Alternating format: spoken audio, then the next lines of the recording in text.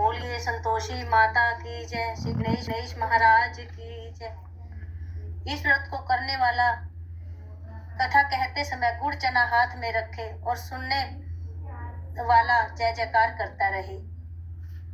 कलश भर कर रखें, कलश के ऊपर गुड़ चने की कटोरी रखें और आरती व कथा समाप्त होने के बाद जल को घर में छिड़क दें और बचा हुआ जल तुलसी के क्यारे में डाल दें और प्रसाद घर में बांट लें और हाथ का गुड़ चना गाय को खिला दें।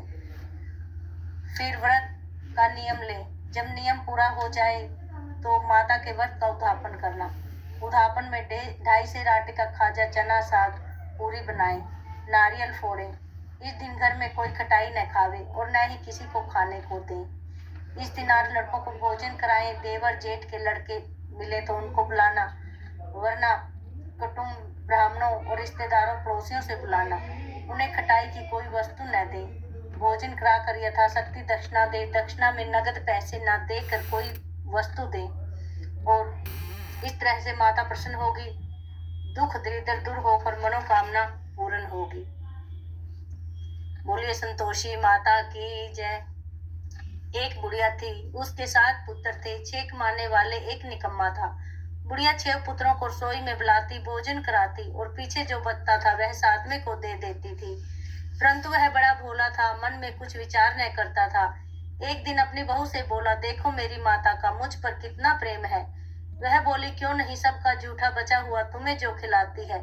वह बोला, भला ऐसा भी कहीं हो सकता है, जब तक आंखों से न देखूं मान नहीं सकता। बहू ने हंसकर कहा, देख लोगे तब तो मानोगे। कुछ दिन बाद बड़ा त्योहार आया। घर में 7 प्रकार के भोजन, चूरमा के लड्डू बने। वह जांचने को सिर दर्द का बहाना करके पतला वस्त्र सिर पर ओढ़कर सोई में ही सो गया और कपड़े में से सब देखता रहा। 6 भाई भोजन करने आए। उसने देखा माँ ने उनके लिए सुंदर सुंदर आसन बिछाए, 7 प्रकार की रसोई परोसी, आग्रह करने पर चिमाती है। वह देखता रहा। 6 भाई भोजन करके उठे, तब झूठी थालियों से लड्डू ले माँ ने एक लड्डू बनाया, जूठन साफ कर दिया, पुकारा, उठ बेटा। 6 भाई भोजन कर गए, अब तू ही बाकी है, उठ न, कब खाएगा। वह कहने लगा, माँ मुझे भोजन नहीं करना, मैं परदेश जा रहा हूँ। माँ ने कहा, हाँ कल जाता हो तो आज ही चला जा। वह कहने लगा, हाँ हाँ माता, आज ही जा रहा हूँ। यह कहकर वह घर से बाहर निकल पड़ा। उसे चलते समय बहू की याद आई। वह गौशाला में कंडे थाप रही थी। वह तक नौकरी करने लगा। कुछ दिनों में साहूकार का सारा लेन देन, हिसाब किताब, ग्राहकों को माल बेचना, सारा काम करने लग गया। साहूकार के 7-8 नौकर से सब चक्कर खाने लगे। वह तो भारी होशियार बन गया।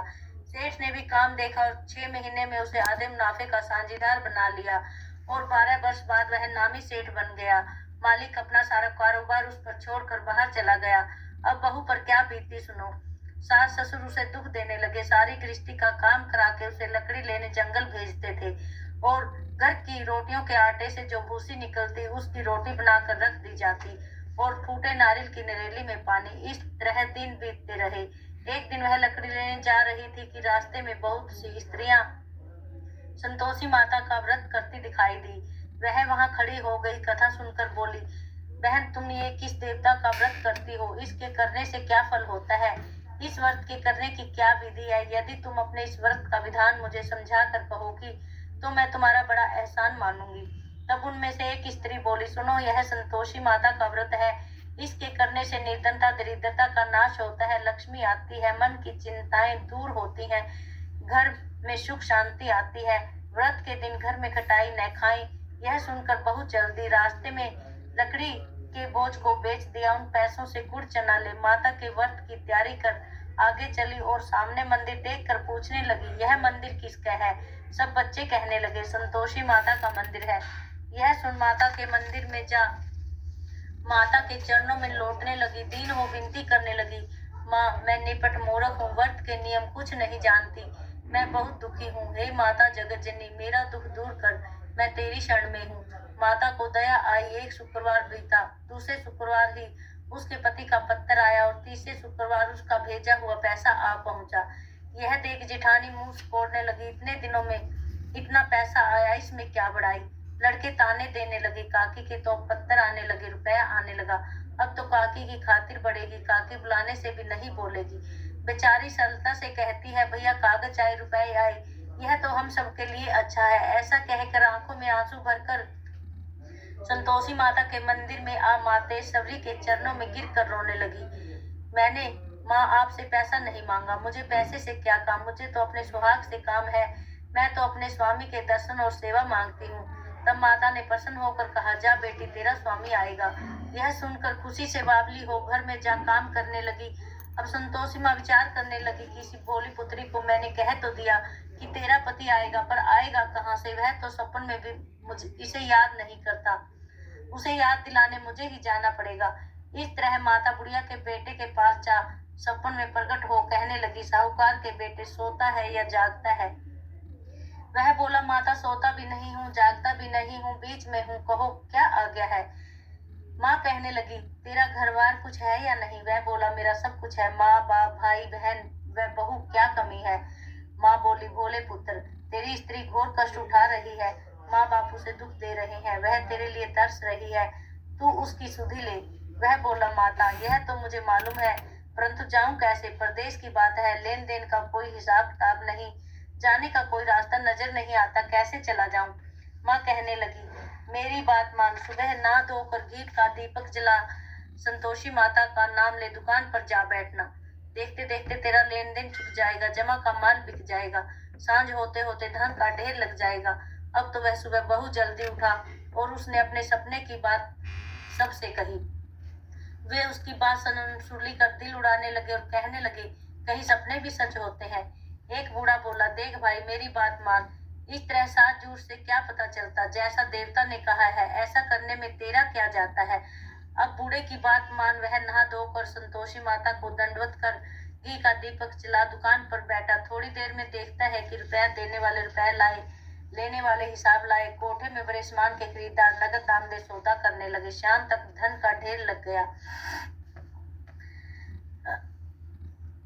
माता का यह चमत्कार देख खुश हो माता का नाम मन में लेकर घर ले जाने के वास्ते कपड़ा गहना आदि खरीदने लगा और वहां के काम से निपट तुरंत घर को रवाना हुआ।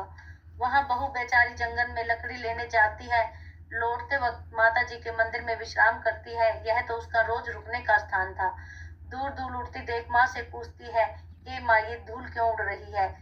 माँ कहती है, बेटी तेरा पति आ रहा है, अब तू ऐसा कर, लकड़ियों के 3 गट्ठल ले आ, एक नदी के किनारे रख, दूसरा मेरे मंदिर पर और तीसरा अपने सिर पर रख कर जाना। तेरे पति को लकड़ियों को गट्ठा देखकर मोह पैदा होगा, वह यहाँ रुकेगा, नाश्ता पानी बना खा पी कर माँ से मिलने जाएगा। तब तू ऐसा करना, लकड़ी का बोझ उठा कर जाना और बीच चौक में डालकर जोर से आवाजें लगाना, लो सासू जी, लकड़ियों को घट्टा, भूसे की रोटी दो, नारियल के खोपड़े में पानी दो, आज मेहमान कौन आया है? माँ की बात सुन बहुत अच्छा कहकर प्रसन्न मन से लकड़ियों के 3 गट्ठे ले आई, एक नदी के तट पर रखा, एक माता के मंदिर पर रखा। इतने में ही मुसाफिर आ पहुंचे। सूखी लकड़ी देखकर उसकी इच्छा हुई कि यहीं आराम कर भोजन बना खा पी कर गांव को जाए। इस प्रकार भोजन बना विश्राम ले गांव को गया, सबसे प्रेम से मिला। उसी समय बहू सिर पर लकड़ी का गट्ठा लिए आती है, लकड़ी का भारी बोझ आंगन में डालकर जोर से 3 आवाजें लगाती है, लो सासू जी, लकड़ों का गुट्ठा, भूसे की रोटी दो, नारियल के खोपड़े में पानी दो, आज मेहमान कौन आया है? यह सुनकर उसकी सास अपने दिए हुए कष्टों को भुलाने हेतु कहने लगी, बहू ऐसा क्यों कहती है? आ बैठ, मीठा भात का भोजन कर, कपड़े गहने पहन। इतने में ही आवाज सुनकर वह बाहर आता और अंगूठी को देखकर व्याकुल हो जाता है। माँ से पूछता है, यह कौन है? माँ कहती है, बेटा तेरी बहू है, आज 12 वर्ष हो गए जब से तू गया है, सारे गांव में जानवर की तरह भटकती फिरती है, 4 समय आकर खा जाती है, अब तुझे देखकर नारियल के खोपड़े में पानी मांगती है। वह बोला, ठीक है माँ, मुझे दूसरे घर की ताली दो, मैं उसमें रहूंगा। तब उसकी माँ बोली, जैसी मर्जी होकर, कहकर तालियों का गुच्छा पटक दिया। वह दूसरे कमरे में आ तीसरी मंजिल का कमरा खोलकर सारा सामान जमाया। एक दिन में ही ठाट बाट बन गई। अब क्या था, इतने में अगला शुक्रवार आया। बहू ने कहा कि मैंने संतोषी माता का उद्यापन करना है। पति बोला, बहुत अच्छा, खुशी से करो। तुरंत वह उद्यापन की तैयारी करने लगी। जेठ के लड़कों को भोजन के लिए कहने गई। उसकी जिठानी ने सिखाया कि भोजन के समय सब खटाई मांगना, जिससे इसका नियम पूर्ण न हो। लड़के जिमने आई, खीर पेट भरकर खाई, कहने लगे, हमें कुछ खटाई खाने को दो, खीर खाना नहीं भाता। वह बोली, खटाई किसी को नहीं दी जाएगी।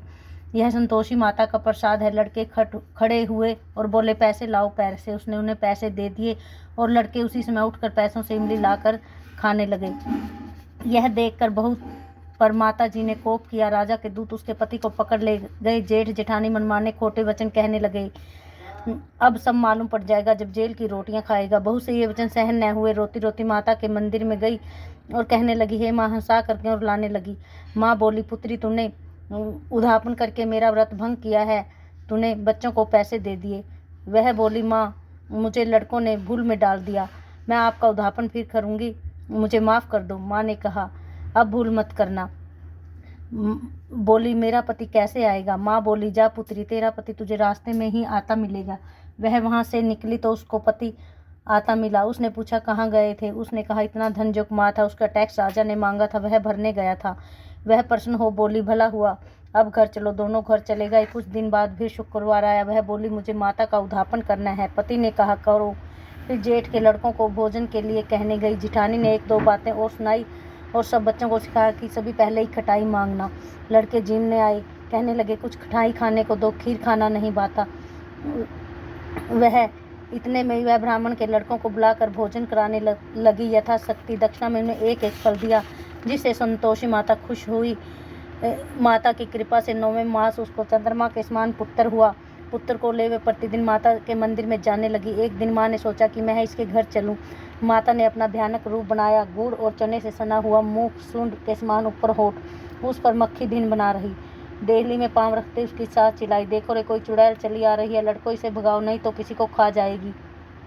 लड़के भगाने लगे, चिल्लाकर खिड़की बंद करने लगे। बहू एक रोशनदान में से देख रही थी। प्रसन्नता में पागल होकर चिल्लाने लगी, आज मेरी माता मेरे घर आई है।